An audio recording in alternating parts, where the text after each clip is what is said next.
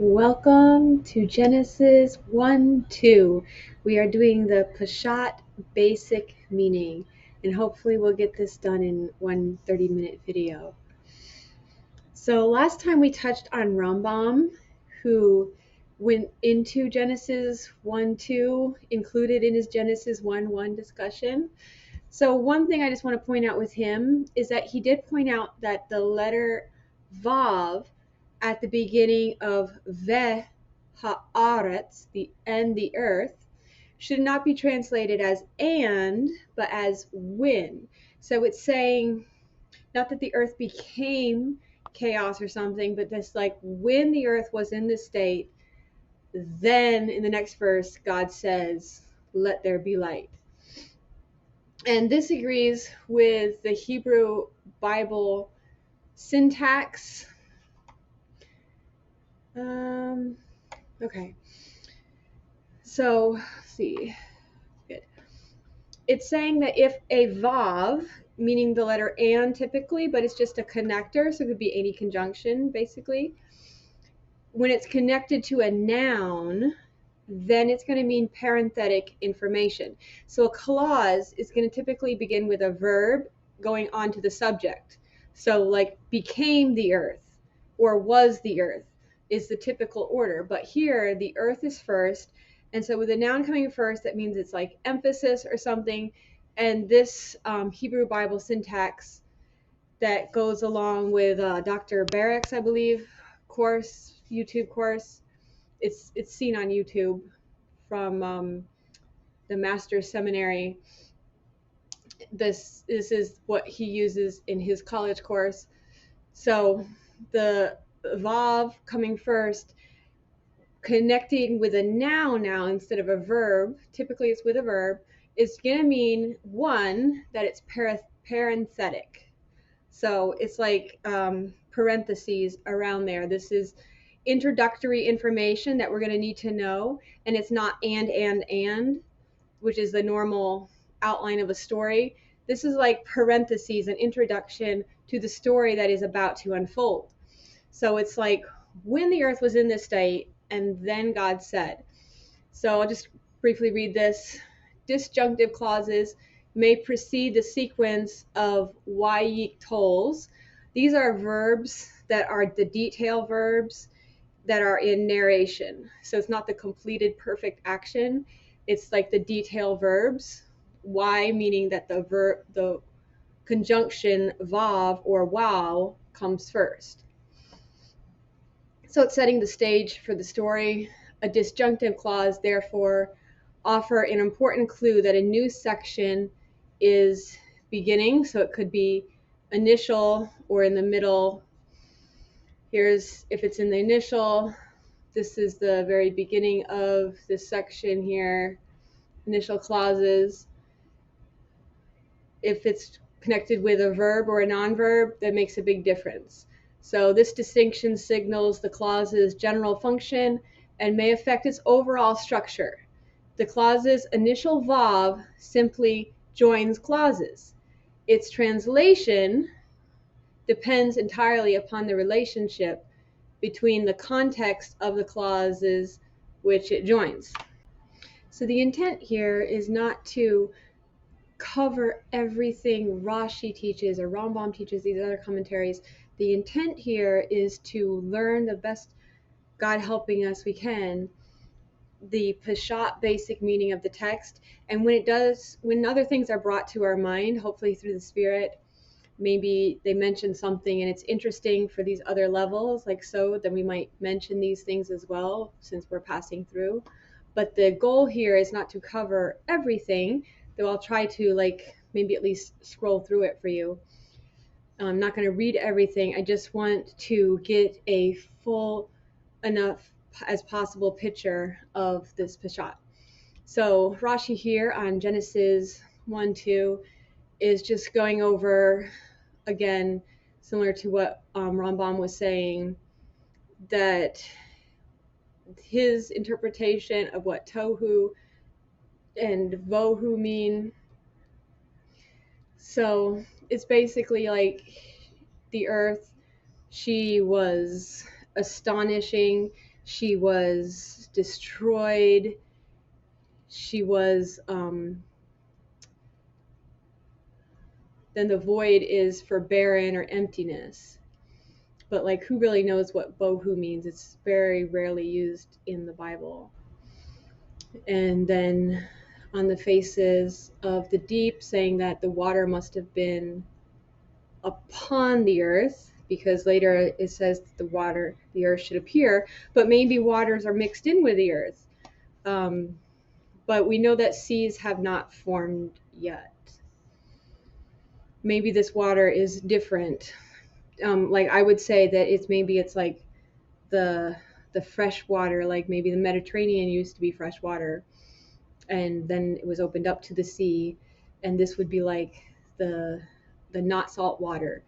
So like the birth water, because it's like from a primordial womb, and then the seas were the salt waters maybe. So that's his take on Genesis 1:2. He's saying that the Spirit of God hovering could have been the chariot, the throne of divine glory, standing in space over the face of the waters by the breath of the mouth of the Holy One. So the breath would have been the Spirit of God. So then this divine chariot would be additional. It'd be the breath that would be holding up this chariot, this throne, just like a dove hovers over its nest. And on to even Ezra. The word haaretz. It's interesting that haaretz here, we see this patak, this T shape underneath the hay, which is curious because like it's also underneath the aleph, and he's saying typically these nouns that have two sagols, I think they're called, these three dots, that it's under the resh and it's under the aleph. And since there seems to be some emphasis here above the aleph, or because it's a hay, and so this is going to lengthen because it can't, when there's a hay added, you want to put a dot there in the next letter, but you can't because it's an aleph, so it's compensatory lengthening. But he's saying it's curious that it just happens to this word when there's lengthening, that it has this patak underneath, because these other words, they keep their two sagols. So stone and thousand are unchanged when you add the definite article to them. They're still the same exact LF. Those two, it's going to have that three dots underneath the first two letters.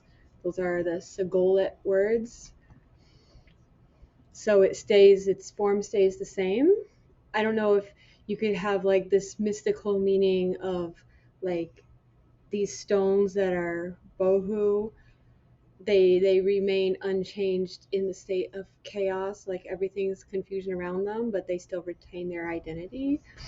But the earth was like changed by this. This is like broken pottery, and she needs to be rebuilt, and she's not going to be the same earth. So like when the earth and heaven become a new heaven and earth, it's still all the same ingredients, the same stones, but the earth, when you look at this new temple, it looks completely different than the first temple. So unformed, tohu here, the first of these two words that we don't really know what they mean for sure.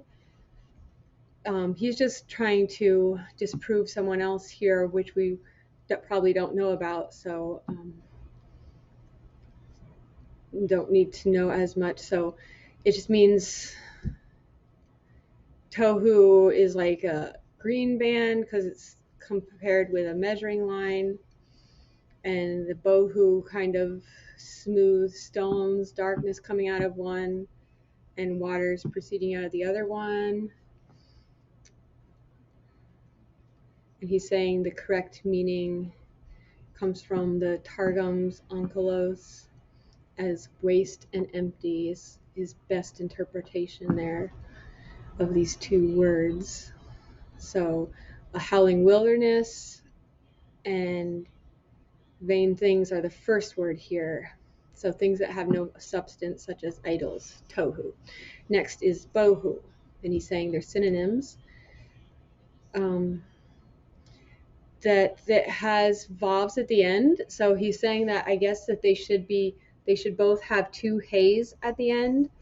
And here's the word tohu and bohu. He's saying it should be tav hey hey, and then this vav is the connector, and then base hey hey, I think is what he's saying these words should be, but you can't just do that.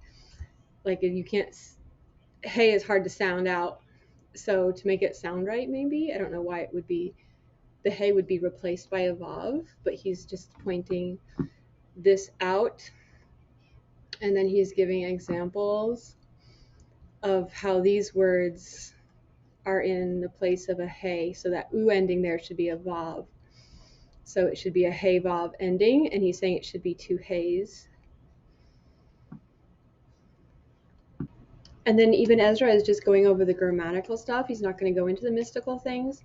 But then after saying this, he says that the meaning of the verse is that he's making it so that the earth is heavier, the land is heavier than the water.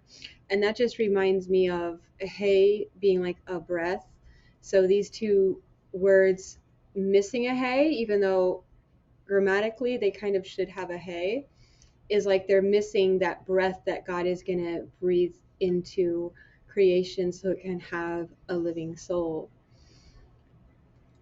Then he's saying that this vav, just like Maimonides said, it does not mean and here, it's more like when, or just leave the vav out completely. And he's comparing it with when a mist went up. We don't say and a mist went up when we're translating, maybe, but some translators might. He's just saying that it should mean more like when, because he did say this up here, when. So now he's going to say that the heaven in the first verse is not going to talk about all the heavens, even though it's a plural word. It's going to talk about just the created heaven, the firmament that we'll find out about later. So he's just talking about like what is created. He's not what is eternal, but just what is the created part that is, I don't know if you'd say physical, but I would say basically anything that has any kind of physicality to it is passing away. So even the heavens, is said, will pass away, but there's aspects that are eternal. So only God is eternal, basically. And so I think he's just dealing with whatever got tainted by this darkness that entered. So when the earth was in this state, then God's responding to whatever was affected by this state. The heaven that we have reference to, like the firmament heaven, and the earth that we know of. So it might be like the land surrounding us. So it might not be talking about the whole entire earth, but specifically the earth that we know of, like where we live. Then he's speculating that just like there's 7 heavens, the 7 earths would be the 7 continents.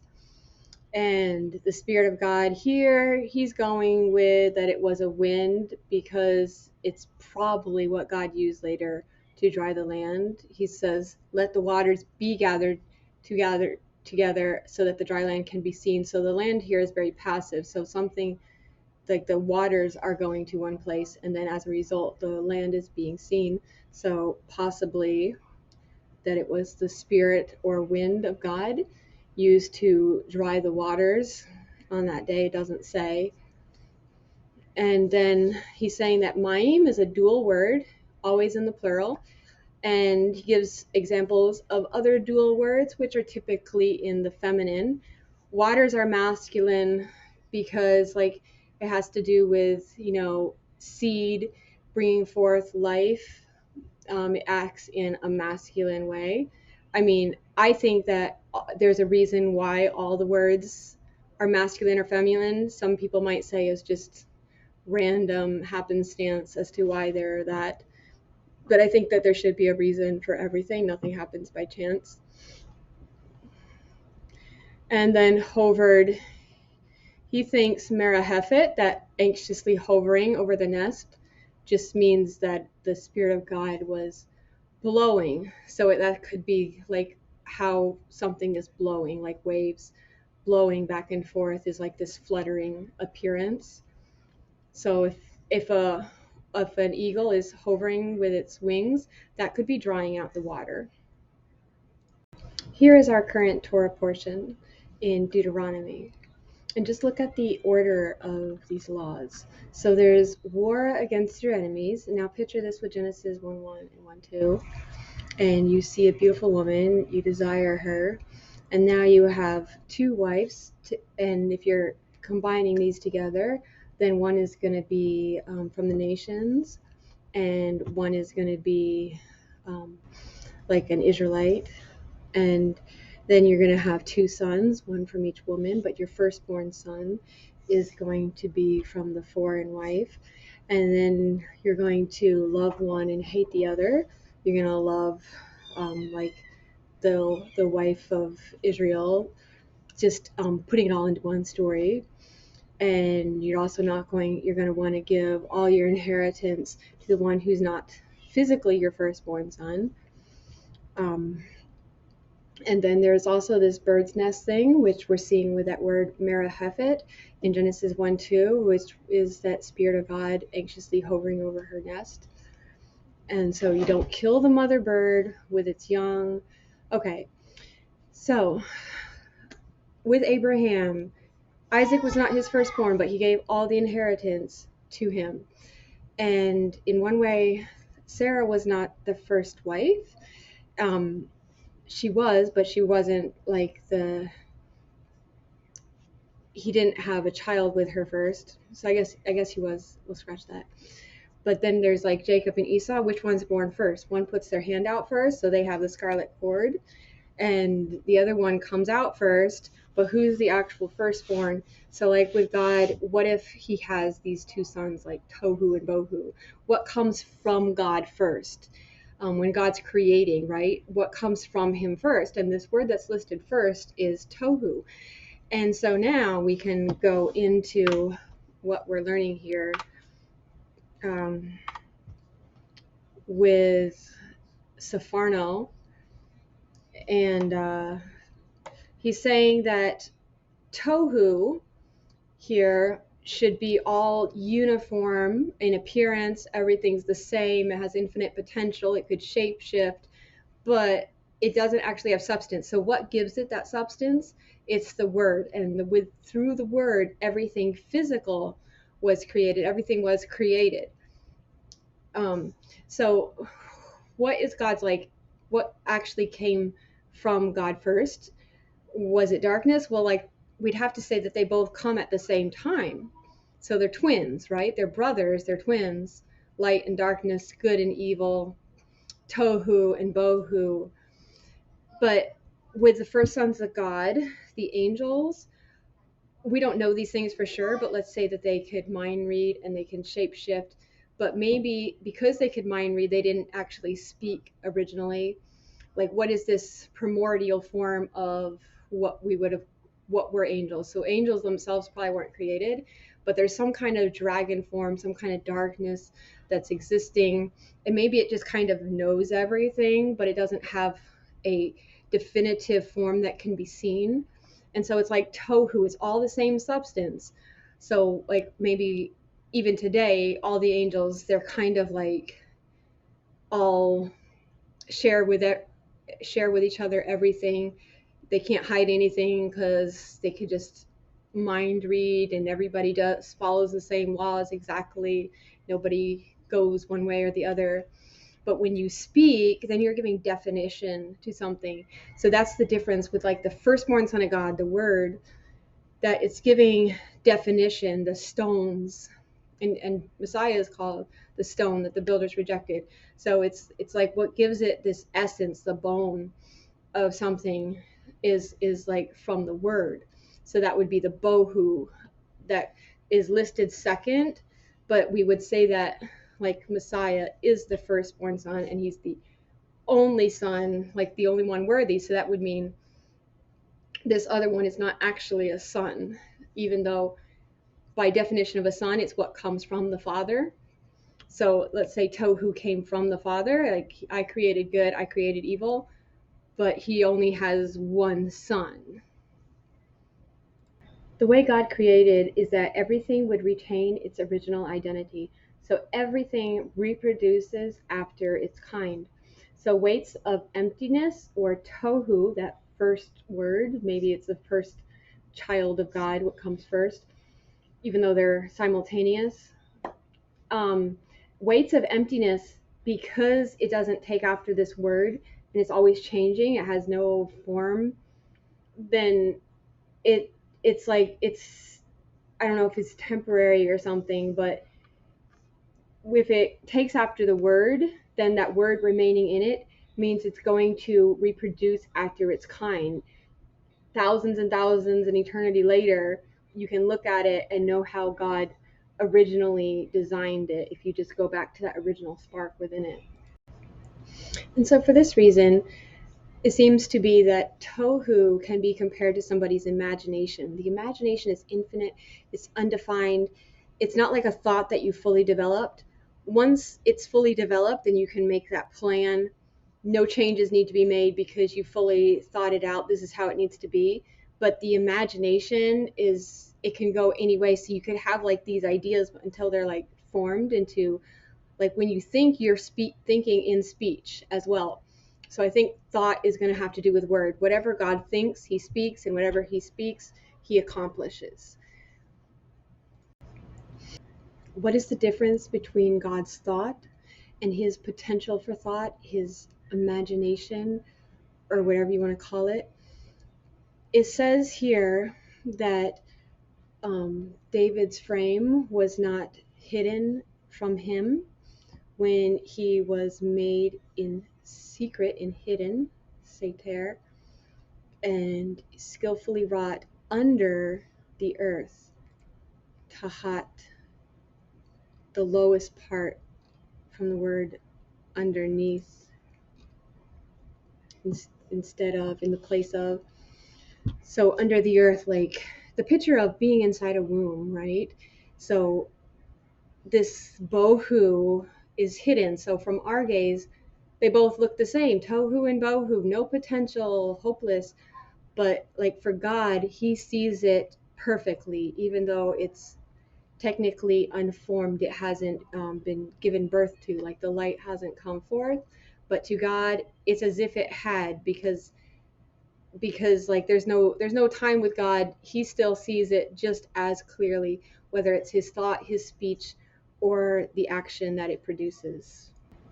So earth, the feminine, is in this dual state of tohu and bohu, of these two sons potentially within her that she received, because she's like the feminine, so she received these, and she's going to produce these unformed tohu and bohu.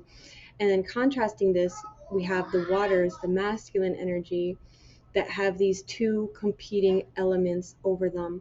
Overneath the deep, that is typically like the depths of the ocean. It could be some kind of deep water, like a deep spring where water comes up. This, we have darkness, and contrasted with darkness, we have the spirit of God. Once again, what we would consider the negative is listed first, the hoshek, the darkness. And then we'd consider the positive, the ruach, is, but the thing with the ruach is the ruach has a verb. Now we could take this verb, existence, and combine it with all of these, that the earth existed, tohu and bohu, and darkness existed upon the face of the deep, and the ruach of God existed, anxiously fluttering upon the faces of the waters. So the darkness is just existing. That's what darkness was doing. No action though. So like again, from the word, we would have this action.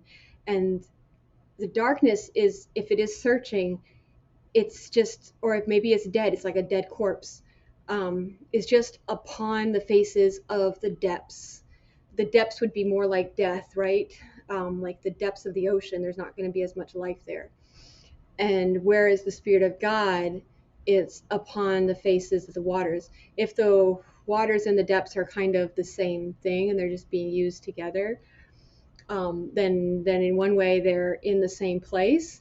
Then it'd be like the Spirit of God is riding this dragon or is riding this darkness, and it's a picture of either the good woman riding the dragon or the scarlet woman of Revelation seated on the dragon.